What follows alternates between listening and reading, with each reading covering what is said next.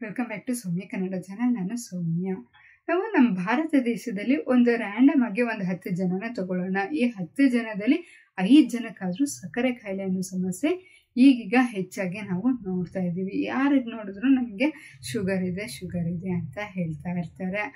ಸಕ್ಕರೆ ಲೆವೆಲ್ಸನ್ನು ಕಡಿಮೆ, glucose ಲೆವೆಲನ್ನು control ಮಾಡ್ಕೊಳ್ಳೋದಕ್ಕೆ ಎಷ್ಟೇ ಪ್ರಯತ್ನ ಪಡ್ತಾ ಇದ್ರು ಅದು ನಿಯಂತ್ರಣಕ್ಕೆ ಬರ್ತಾ ಇರಲ್ಲ. ಇನ್ನು ಕೆಲ ಸಾರಿ ಏನಾಗುತ್ತೆ ಅಂದರೆ ಇನ್ಸುಲಿನ್ ರೆಸಿಸ್ಟೆನ್ಸ್ ಆಗಿಬಿಟ್ಟು ಡೋಸ್ ಕ್ರಮವಾಗಿ ಹೆಚ್ಚಿಸ್ತಾ ಹೋಗೋ ಪರಿಸ್ಥಿತಿಗಳು ಸಹ ಬರ್ತಾ ಇದೆ. ಸಕ್ಕರೆ ಕಾಯಿಲೆನ ನಿಯಂತ್ರಣದಲ್ಲಿ ಇಟ್ಕೊಬೇಕು ಅಂತ ಅಂದ್ಕೊಳ್ಳೋರು ಈಗ ನಾನು ಹೇಳೋ ಈ ಅದ್ಭುತ ಪರಿಹಾರವನ್ನು ನೀವು ಟ್ರೈ ಮಾಡಿದ್ರೆ ನಿಮಗೆ ಈ ತುಂಬ ಬೇಗನೆ ನಿಮಗೆ ಕೆಲಸ ಆಗುತ್ತೆ. ಅದ್ಭುತವಾಗಿ ಇದು ಕೆಲಸ ಮಾಡುತ್ತೆ. ಹಾಗಾದರೆ ಯಾವುದು ಅಂದರೆ ಪೋಸ್ಟ್ ಮೀಲ್ ವಾಕ್ ಏನು ಅಂದರೆ ಕನ್ನಡದಲ್ಲಿ ಹೇಳಬೇಕು ಅಂದರೆ ಊಟ ಆದಮೇಲೆ ನಡೆಯೋದು. ಇಷ್ಟೇನಾ? ಇದೆಲ್ಲ ನಮಗೆಲ್ಲರಿಗೂ ಗೊತ್ತು, ನಾವೆಲ್ಲರೂ ಮಾಡ್ತಾ ಇದ್ದೀವಿ. ಎಷ್ಟು ಜನ ಮಾಡ್ತಾ ಇದ್ದೀರಾ? ಯಾವಾಗ ಮಾಡ್ತಾ ಇದ್ದೀರಾ? ಬೆಳಗ್ಗೆ ಮಾಡ್ತಾ ಇದ್ದೀವಿ ವಾಕಿಂಗ್. ಬೆಳಗ್ಗೆ ನೀವು ಊಟ ತಿಂಡಿರ್ತೀರಾ? ಇಲ್ಲ. ರಾತ್ರಿ ಸಾಯಂಕಾಲ ನಾವು ಮಾಡ್ತೀವಿ. ಸಾಯಂಕಾಲ ಏನು ಮಾಡಿರ್ತೀರಾ?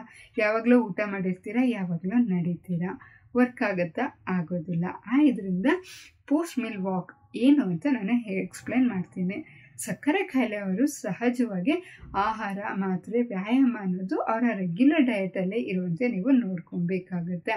ತುಂಬ ಜನರು ವ್ಯಾಯಾಮ ಮಾಡ್ತಾ ಇರಲ್ಲ, ಆದರೂ ಸಹ ಅವರು ವಾಕಿಂಗ್ ಮಾತ್ರ ಬಿಡ್ತಾ ಇರಲ್ಲ. ಊಟ ಆದಮೇಲೆ ವಾಕಿಂಗ್ ಮಾಡೋದು ತುಂಬಾ ಇಂಪಾರ್ಟೆಂಟ್ ಆಗುತ್ತೆ.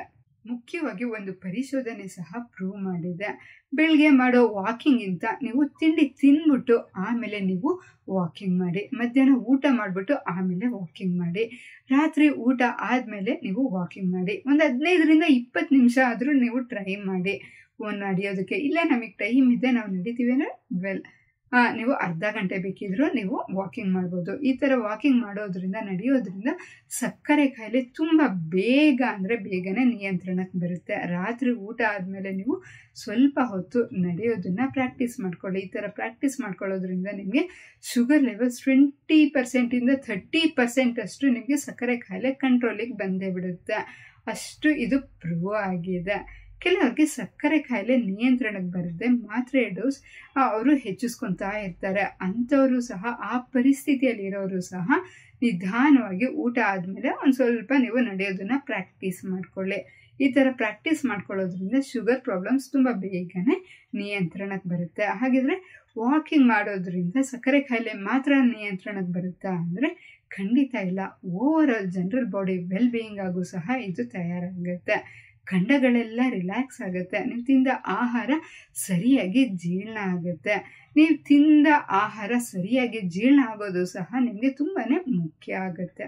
ತಿಂದ ಆಹಾರ ಸರಿಯಾಗಿ ಜೀರ್ಣ ಆದ್ರೇ ನಾವು ತಿಂದ ಆಹಾರದಲ್ಲಿರೋ ಪೋಷಕಾಂಶಗಳು ಪೂರ್ತಿ ಪ್ರಮಾಣದಲ್ಲಿ ನಮ್ಮ ದೇಹಕ್ಕೆ ಸೇರುತ್ತೆ. ತಿಂದ ಮೇಲೆ ನಡೀತಾ ಇರಬೇಕಾದ್ರೆ ನಮ್ಮ ಹೊಟ್ಟೆ ಎಲ್ಲ ರಿಲ್ಯಾಕ್ಸ್ ಆಗುತ್ತೆ. ನಮ್ಮ ದೇಹಕ್ಕೆ ಬೇಕಾದ ಎಲ್ಲ ಸಪ್ಲಿಮೆಂಟ್ಸು ನಾವು ತಿನ್ನೋ ಆಹಾರದಿಂದಲೇ ನಮಗೆ ಸಿಗುತ್ತೆ. ನಾವು ಎಕ್ಸ್ಟರ್ನಲ್ ಆಗಿ ತಗೊಳ್ಳೋ ನೆಸೆಸಿಟಿನೇ ಇರೋಲ್ಲ. ನಮ್ಮ ದೇಹ ನಾವು ತಿನ್ನೋ ಆಹಾರದಲ್ಲೇ ನಮಗೆಲ್ಲ ಸಿಗುತ್ತೆ ಪೋಷಕಾಂಶಗಳು. ಪೋಸ್ಟ್ ಮೀಲ್ ವಾಕಿಂಗ್ ನಮಗೆ ತುಂಬಾ ಹೆಲ್ಪ್ ಮಾಡುತ್ತೆ. ನಾವು ತಿಂದ ಮೇಲೆ ವಾಕಿಂಗ್ ಮಾಡುವುದನ್ನು ನಾವು ಅಭ್ಯಾಸ ಮಾಡಿಕೊಂಡ್ರೆ ನಮಗೆ ತುಂಬ ಬೇಗನೆ ನಮಗೆ ಶುಗರ್ ಕಂಟ್ರೋಲಿಗೆ ಬರುತ್ತೆ. ಹಾಗೆಯೇ ನಮಗೆ ಬೇರೆ ರೀತಿಯ ಅಡ್ವಾಂಟೇಜಸ್ಸು ಸಹ ಇರುತ್ತೆ. ನಿಮಗೆ ಶುಗರ್ ಲೆವೆಲ್ ಕಂಟ್ರೋಲಿಗೆ ಬರೋದನ್ನು ನಿಮ್ಮ ಕಣ್ಣಾರೆ ನೀವು ನೋಡ್ತೀರಿ ಪೋಸ್ಟ್ ಮೀಲ್ ವಾಕಿಂಗ್ ಪ್ರಾಕ್ಟೀಸ್ ಮಾಡೋದ್ರಿಂದ.